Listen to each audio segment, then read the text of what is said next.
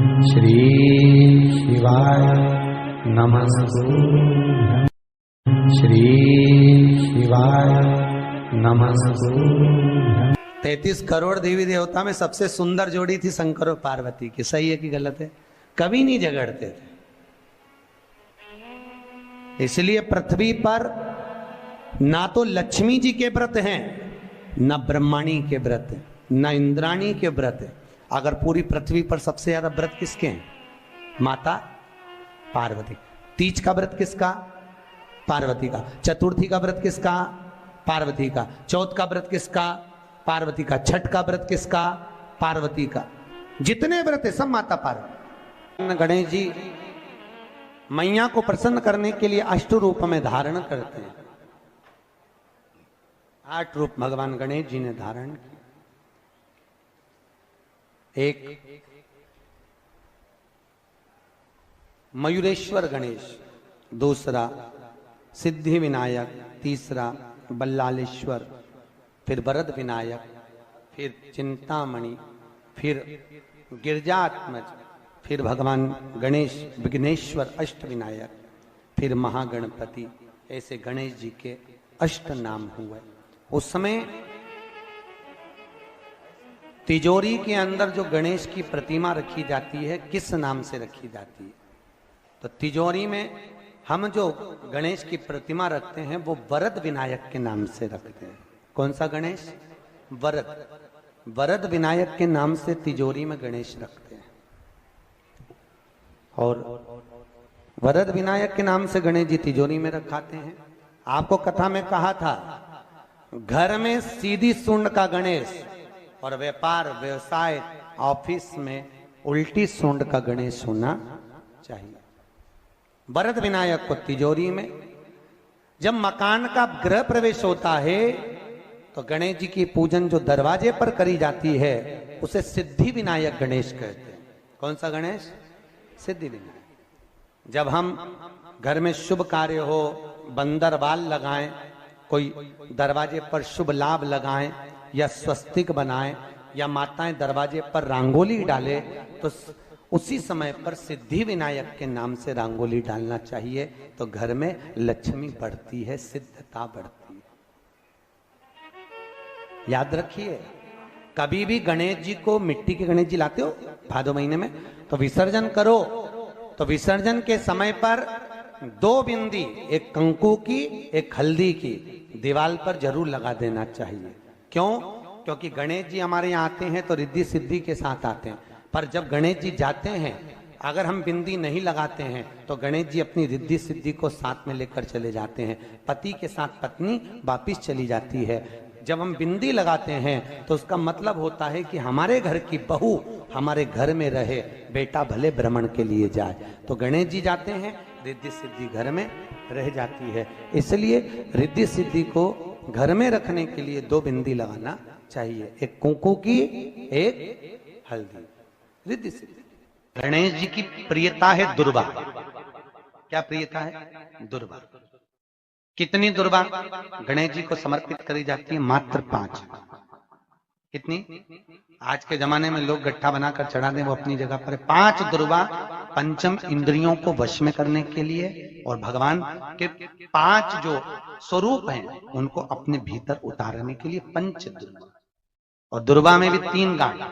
जब दुर्वा समर्पित करी जाती है तो उसमें नीचे दुर्वा की डंडी पर गांठ रहती है, 3 छोटी छोटी गांठें होना चाहिए। चतुर्थी का जो व्रत करने वाली होती हैं, जो चतुर्थी का पूजन करने वाली होती हैं, उनके भीतर का एक भाव होता है कि जैसे ही शाम का समय आए चंद्रदेव का पूजन करें। चंद्र जब प्रकट हो जाए, कलश भर लिया, उसके नीचे आखा दाना रख दिया, चावल गेहूं जो भी आप रखते हो पूजन के लिए, ऊपर पात्र आदि रख दिया, जलाशय, फिर अपन ने घी का दिया लगाकर पूजन भी कर ली। तो जो चतुर्थी का पूजन करने वाली होती है, जो चतुर्थी का नियम व्रत धारण करने वाली होती हैं, बड़ी बड़ी चतुर्थियां करती हैं या उसका नियम धारण करती हैं, तो चतुर्थी का जो पूजन करती हैं वो किस चीज के लिए होता है? केवल संतान, पुत्र, परिवार, हमारा कुटुंब, हम जिस कुल में है, हमारा कुल वैभव की ओर बढ़े, संपदा की ओर बढ़े और उसकी आयु बढ़े,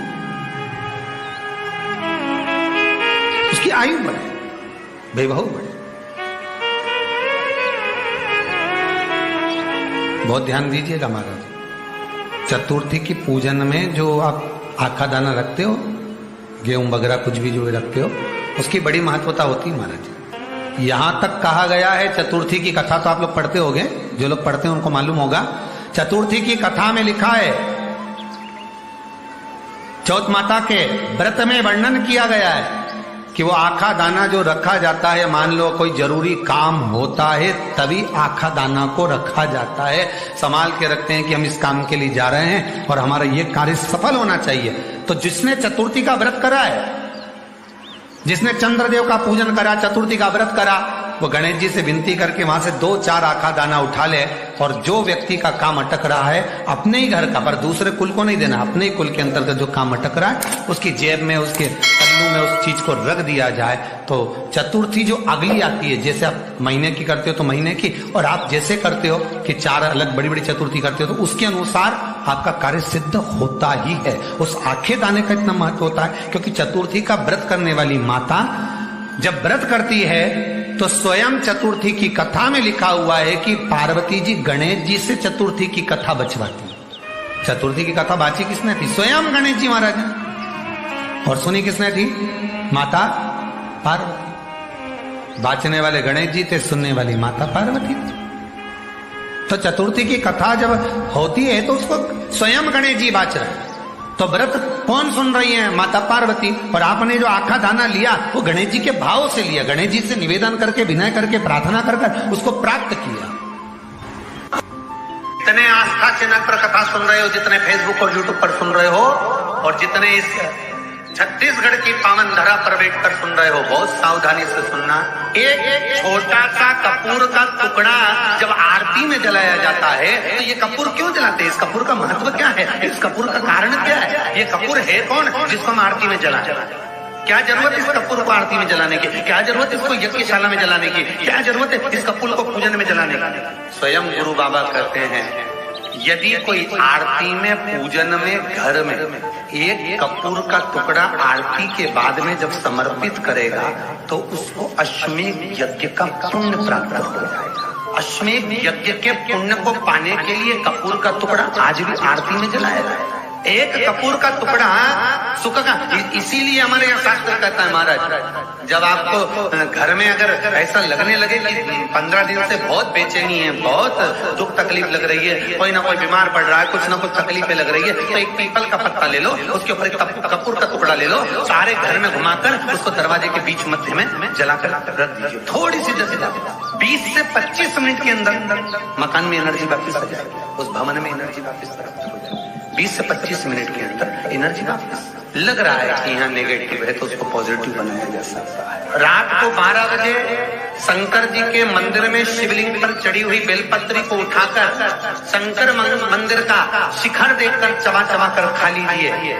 आपके पाँव के घुटने बदलने की जरूरत नहीं पड़ेगी, ऑपरेशन की जरूरत नहीं। अच्छा, गणेश जी फ्री कब रहते हैं? तो हमने कहा अब ये तुम्हारे ऊपर, हमको तो मालूम भी नहीं, हम तो अपॉइंटमेंट लिए भी नहीं उनसे, तो तुम्हें ज्यादा स्मरण हो। तो किन आप शंकर जी की कथा करते हो, आपको नहीं मालूम कि गणेश जी कब फ्री रहते हैं? हमने कहा गणेश जी फ्री रहने का केवल एक समय होता है, एक टाइम होता है, एक पल होता है, एक घड़ी होती है कि गणेश जी महाराज हमारे घर में आ गए। गणेश जी की सबसे पहली जो आरती हो, उस आरती के समय पर अगर धूप बत्ती जलाई जाए या गोबरी को जलाकर उसमें गूगल छोड़ी जाए और गूगल छोड़ने के बाद गणेश जी का नाम ध्रुम वर्ण कह दिया जाए तो गणेश जी को तुम्हारे घर की पूजा स्वीकार करना पड़ती है। बस वो समय हम तो बस उतना जानते हैं कि शिव महापुराण में लिखा और मुद्गल पुराण में लिखा, गणेश पुराण में लिखा, गणेश जी का एक नाम होता है ध्रुम वर्ण।